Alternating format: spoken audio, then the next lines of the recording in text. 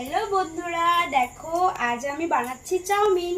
Chowmein বানাতে আমার উপকরণ লাগছে, এই দেখো চাউমিন আগের থেকে সিদ্ধ করে রেখেছি।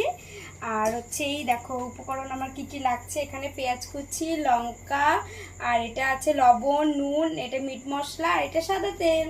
তো এখন আমি কড়াইয়ের মধ্যে একটা একটা করে সব দিব, ঠিক আছে? তোমরা দেখতে থাকো, ওকে? এই দেখো,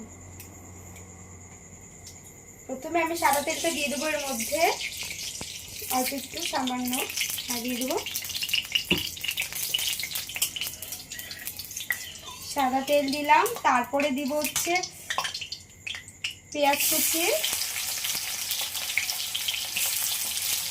পেঁয়াজ কুচি দিয়ে দেবো, লঙ্কা কুচি দিয়ে দেবো, দিয়ে একটু হালকা করে এটা একটু নাড়াচাড়া করব, একটু লাল লাল হয়ে যাবে।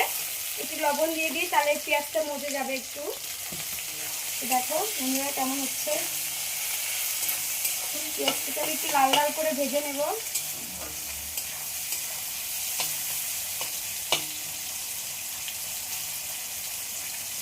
একটু লাল লাল করে ভেজে নেবো একটু।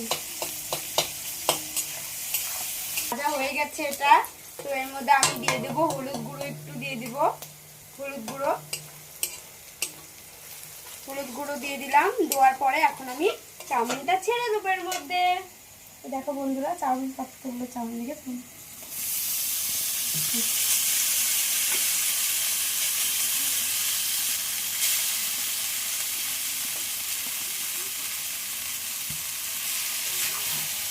এটা ডিম ছাড়াই রান্না করছি। ডিম মানে একটু পরে ডিম অমলেটটা করবো, করার পরে এর সঙ্গে মিক্স করে দেবো। এখন ডিম দিচ্ছি না আমি এর মধ্যে। এটাকে ভালো করে নাড়াচাড়া করে নুন হলুদ দিয়ে ভালো করে তারপরে এটাকে নামাতে হবে, ঠিক আছে?